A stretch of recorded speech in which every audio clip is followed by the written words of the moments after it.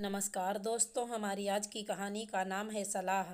अरे उल्टी आ रही थी और तूने दूध पिला दिया। हे भगवान, सत्यानाश। खुद के तीन तीन बच्चे पाल चुकी है, पर अब तक अकल नहीं आई जो पोते को दूध पिला दिया। दही देना था, दही की काले नमक और जीरा पाउडर वाली पतली लस्सी बनाकर पिलाना था ना, हाजमा ठीक करने के लिए। प्राची ने देखा, बैठक में फिर सासू माँ एक बुजुर्ग महिला को सलाह देने में लगी हुई हैं। कल ही तो डांटा था पापा ने, शारदा मुफ्त की सलाहकार मत बनो और ऐसे बिना रोग की तह तक गए दवाएं मत बांटो। तुम डॉक्टर नहीं हो, तुम्हारे दामाद डॉक्टर हैं और तुम नीम हकीम खतरे जान वाली कहावत कर रही हो। पर कहाँ सुनती हैं मम्मी जी। दरअसल शारदा जी को सलाह देना, घरेलू नुस्खे बताना और मुफ्त में दवाई बांटना अच्छा लगता था। अब पैसे वाले तो भला कौन आते उनके पास, पर उनके इस गुण के कारण काम वालियों और उनके रिश्तेदारों का एक बड़ा ग्रुप उनका अनुयायी बन गया था। हमेशा कोई न कोई आता जाता रहता। किसी ने एक समस्या बताई या नहीं, शारदा जी 100 सुझाव लेकर तैयार होती। इस बात को लेकर बाप बेटे और बहू तीनों ही नहीं, दूसरे शहर में रहने वाली बेटी भी काफ़ी परेशान रहती, जिसके पति डॉक्टर थे और उन्हीं की दवाइयों पर शारदा जी भी बिना डिग्री की डॉक्टर बनी फिर रही थी। मम्मी, जमाना ठीक नहीं है। 4 पैसे मन करे तो दे दो, पर किसी को सलाह मत दिया करो। कुछ 19-20 हुआ तो आपके ही सर पर सारी गलती मढ़ देंगे लोग। लोग डॉक्टर तक को नहीं छोड़ते। आजकल बेटी भी अक्सर समझाती रहती, जाने दे बेटी, जिसे जो कहना है कह ले। पर मैं अपनी आदत नहीं बदल सकती। वो कहते हैं ना, नेचर और सिग्नेचर नहीं बदलते। मेरी दादी अंगूठा छापती, पर उनके घरेलू नुस्खे इतने कारगर थे कि लोग डॉक्टर छोड़कर उनसे सलाह लेने आते थे दूर दूर से। उनसे सीखी बातें अगर अभी भी किसी के काम आ जाती हैं तो मेरा क्या जाता है, सामने वाले का तो भला होता है ना। रही बात अंग्रेजी दवाई बताने की, तो आते समय दामाद जी हर चीज़ की दवा दे देते हैं ना।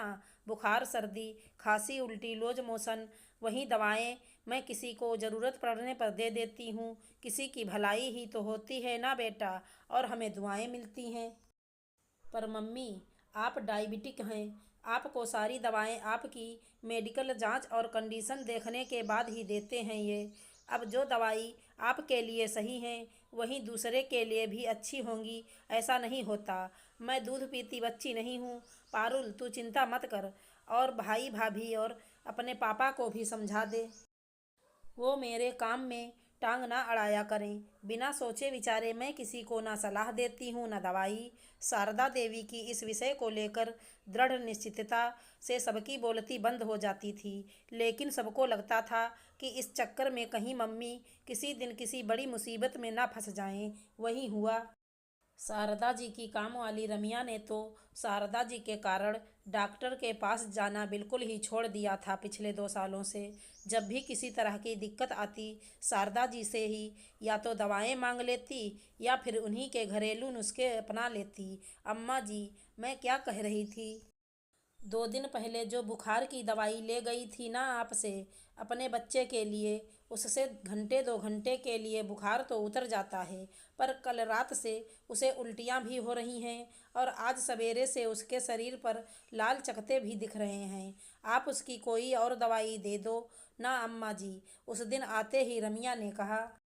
देख रमिया, मामूली या मौसमी बुखार होता तो उतर गया होता, ज़रूर कोई और बात है।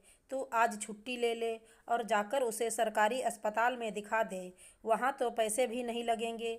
शारदा जी को लगा कि बात उनसे बाहर है। ना अम्मा जी, दवाई होती कहाँ है कभी अस्पताल में, खरीदना पड़ेगा सब। आप तो इतनी ज्ञानी हो अम्मा जी, और आपके हाथ में यश भी है। कोई तो दवाई दे दो, मेरा मुन्ना आपकी दवाई से ठीक हो जाएगा। रमिया गिड़गिड़ाई। तू रुक, मैं दामाद जी से पूछती हूँ। उसका रोना गिड़गिड़ाना देखकर शारदा जी ने बेटी को फ़ोन लगा दिया। मम्मी जी, उनका बच्चा छोटा है, बिना देखे समझे यूं टेलीफोन पर दवा नहीं दी जा सकती। आप उसे बोलो किसी अस्पताल में जाकर दिखा ले और उन्हें कुछ पैसे भी दे दो, दामाद ने समझाया। शारदा देवी ने वही किया। 1,000 रुपया रमिया को देकर विदा कर दिया। पर जाते जाते वो बोलती गई कि अम्मा जी ही दवा दे देती तो सही था। अगले 2 दिन रमिया नहीं आई। तीसरे दिन उसका पति शराब पीकर आया और शारदा जी के घर के आगे हंगामे करने लगा। सास बहू को माजरा समझ ही नहीं आया कि बात क्या है। दोनों को डर भी लग रहा था कि जाने क्या बात है। बाप बेटे अपने अपने कामों पर निकल चुके थे। तभी रमिया के बगल में रहने वाली बिंदिया वहां से गुजरी तो शारदा जी ने उसे इशारे से बुलाया। अम्मा जी, आज सुबह रमिया के बेटे की हालत बहुत बिगड़ गई तो वो उसको लेकर अस्पताल गई है। पर ये आपके घर आकर हंगामे क्यों कर रहा है? पता नहीं आपने दवाई नहीं दी क्या इस बार उसे जो इतनी तबीयत बिगड़ गई। उसने कहा तो शारदा जी और प्राची एकदम से चुप हो गईं। आनन फानन में शारदा जी और प्राची अस्पताल पहुँचे।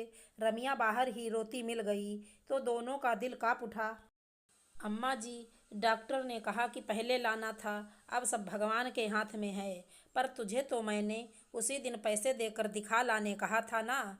हाँ, मैंने घर जाकर अपने पति को बताया और पैसे दिखाए तो उसने पैसे लेकर कहा अस्पताल की कोई ज़रूरत नहीं है, अम्मा जी की दवाई से ही तो हम सब पिछले 2 साल से ठीक हो रहे हैं। तू वहीं देती रहे। उनके दामाद डॉक्टर हैं, वो गलत दवाई थोड़े ही देंगे।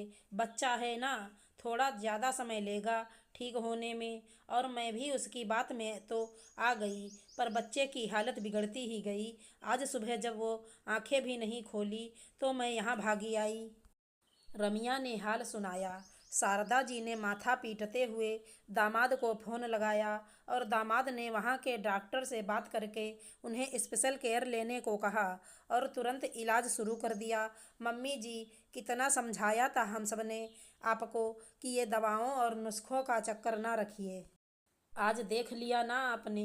बदनामी तो फिर भी कोई बात नहीं, पर अगर बच्चे को कुछ होता है तो ये अफसोस कितना बड़ा होगा ना। प्राची ने तनाव में कहा। बहू, सीखने का कोई अंत नहीं होता। आज का ये पल भी मुझे कुछ सिखाने ही आया है। मेरा मन कहता है रमिया के बच्चे को कुछ नहीं होगा, पर अब मैं अपने आप को जरूर बदल लूँगी, शारदा जी ने कहा। धीरे धीरे सही इलाज से रमिया के बेटे की तबीयत सुधरने लगी। 5वें दिन वो उछलता खेलता घर लौटा तो शारदा जी ने चैन की सांस ली। अस्पताल का सारा खर्च शारदा जी ने उठाया। अगले दिन फिर सुबह एक काम वाली आ गई अपनी फरियाद लेकर। अम्मा जी, सांस फिसल कर गिर गई है, कोई दवा दे दो, बहुत तेज दर्द है। पुष्पा, अपनी सास को अस्पताल लेकर जा और डॉक्टर को दिखा, वहीं सही दवाइयाँ देंगे। अन्य बार की तरह पेन किलर न थमाते हुए शारदा जी ने कहा। क्यों अम्मा जी, आपने गरीबों का इलाज बंद कर दिया है क्या? ऐसा जुल्म ना करो, मुफ्त ना सही कुछ पैसे ले लो, पर बंद ना करो अम्मा जी। पुष्पा बोली। वो पैसे जो मुझे देगी वहीं लेकर जा और ये पैसे भी रख ले। अरे कर्ज समझकर ही सही, पर डॉक्टर को दिखा और सही इलाज करवा। मैं डॉक्टर नहीं हूँ समझी। शारदा जी ने कुछ पैसे पुष्पा के हाथ में थमाते हुए कहा। सही किया मम्मी जी, प्राची बोल पड़ी। सोचती हूँ मेरे मन ने तो स्वीकार कर ही लिया है, अब लोगों के लिए भी वो बात एक पोस्टर पर लिखकर बाहर भी चिपका दूँ। कौन सी बात मम्मी जी? यही बहू कि मैं नहीं, मेरे दामाद डॉक्टर हैं, शारदा जी ने गहरी सांस भरते हुए कहा। आशा करती हूँ हमारी कहानी अच्छी लगी होगी। धन्यवाद दोस्तों।